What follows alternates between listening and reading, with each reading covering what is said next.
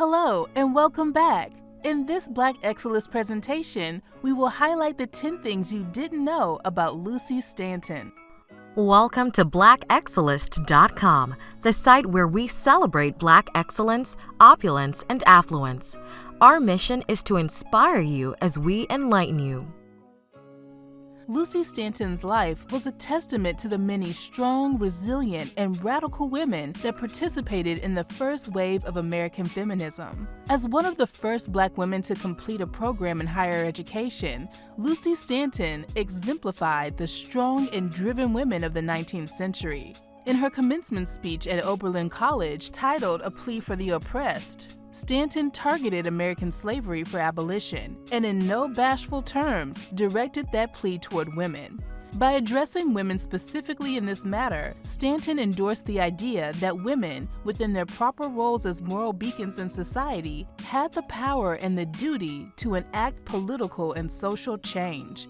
In this original Black Excellist video, we will be featuring Lucy Stanton, the first African-American female college graduate. So without further ado, let's get started.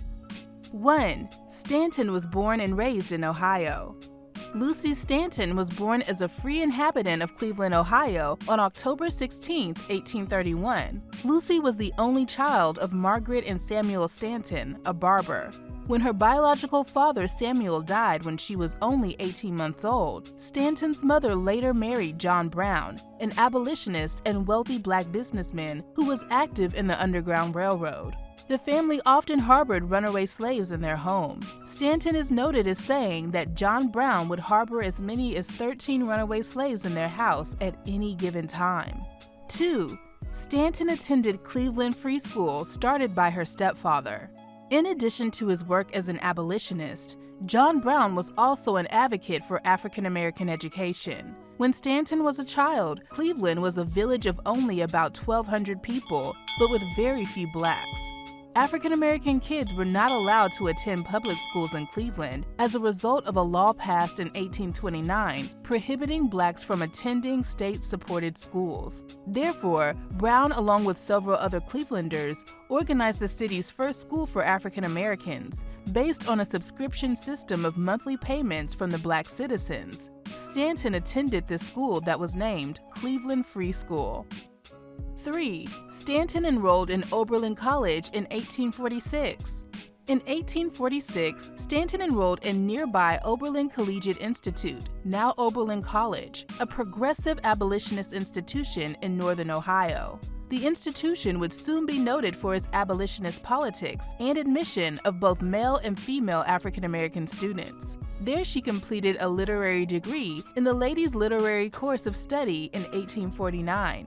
This degree differed from the BA offered to men in that it did not require foreign languages or higher mathematics. However, for over a century now, the Ohio College has recognized its early literary course program as equivalent to a degree program, even though it did not award graduates with a bachelor's degree back then. 4. Stanton delivered a graduation speech at her commencement in 1850. At Oberlin College, Stanton was very active in the Ladies' Literary Society, and in 1849 she was elected president. She accepted the invitation to deliver a graduation address at the commencement exercises on August 27, 1850, entitled "A Plea for the Oppressed." Delivered just 2 weeks before the enactment of the Fugitive Slave Act, Stanton's moving appeal for anti-slavery offered a stirring portrayal of slavery as bloody warfare. Her speech urged the audience, particularly her fellow women, to see themselves in the place of the enslaved. She appealed for the students and new graduates to join the abolitionist movement, embrace the cause of the slave, and to ultimately help end slavery in the United States for good. Her vivid speech was immensely well received and reprinted in publications like the Oberlin Evangelist, the Oberlin College School newspaper, and the Condition, Elevation, Immigration, and Destiny of the Colored People of the United States Politically Considered. 5. Stanton married Oberlin classmate William Howard Day. Upon graduation in 1850, Stanton moved to Columbus, Ohio to become principal of a free school for Black children, but 2 years later returned to Cleveland. On November 25, 1852, Stanton married fellow Oberlin classmate William Howard Day. In 1856, the couple moved to Buxton, Canada to teach fugitive slaves, and in 1858, they had a daughter that they named Florence. However, the following year, William Day left on business for England to found a newspaper. After a 5-year separation, Day ultimately abandoned his family, which led to their divorce in 1872.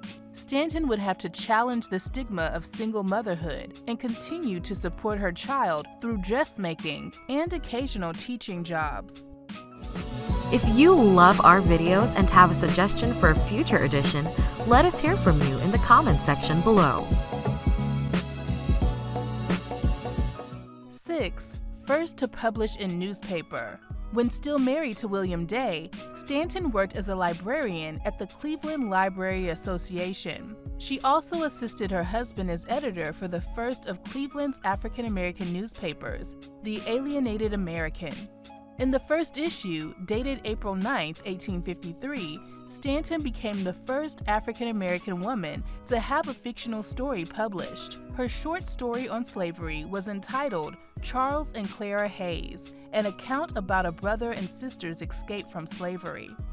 7. Stanton would marry again to Levi Sessions. After her divorce to William Day, Lucy returned to Cleveland, finding work as a seamstress to support her daughter, but remained active as an abolitionist. In 1866, she was sponsored by the Cleveland Freedmen's Association to teach in Georgia and later Mississippi, where she met and married her second husband, Levi Sessions, in 1878. The couple moved to Tennessee, where Stanton continued to be a supporter of women's and African Americans' rights by working with organizations such as the Women's Relief Corps, the Order of Eastern Star, the Women's Christian Temperance Union, and the African Methodist Episcopal Church. 8. Stanton established the Sojourner Truth Industrial Club. The couple moved to Tennessee, where Lucy Stanton Day Sessions continued her philanthropic work, including serving as president of the local Women's Christian Temperance Union.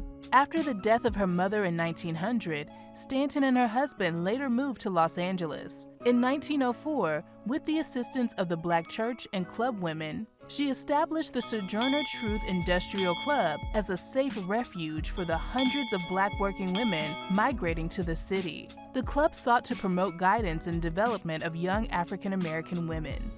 9. Stanton died in 1910 of pneumonia and asthma complications. Stanton died in Los Angeles, California on February 18, 1910, at the age of 78 from complications of pneumonia and asthma. She is buried in Angeles Rosedale Cemetery, the first cemetery in Los Angeles that was open to all races and creeds. 10. Stanton's lasting words. In her Oberlin College commencement speech, A Plea for the Oppressed, Stanton appealed to her fellow women students to embrace the cause of the slave and to work in the service of emancipation and uplift. Stanton powerfully declared, "Women, I turn to thee. Is it not thy mission to visit the poor, to shed the tear of sympathy, to relieve the wants of the suffering? Where wilt thou find objects more needing sympathy than among the slaves? Mother, sister, by thy own deep sorrow of heart, by the sympathy of thy women's nature, plead for the downtrodden on thy own, of every land." We appreciate the fact that you stayed with us until the end. Thank you for spending time with us, and don't forget to like this video. Also, make sure you subscribe so that you never miss a video. Bye for now. We will see you tomorrow.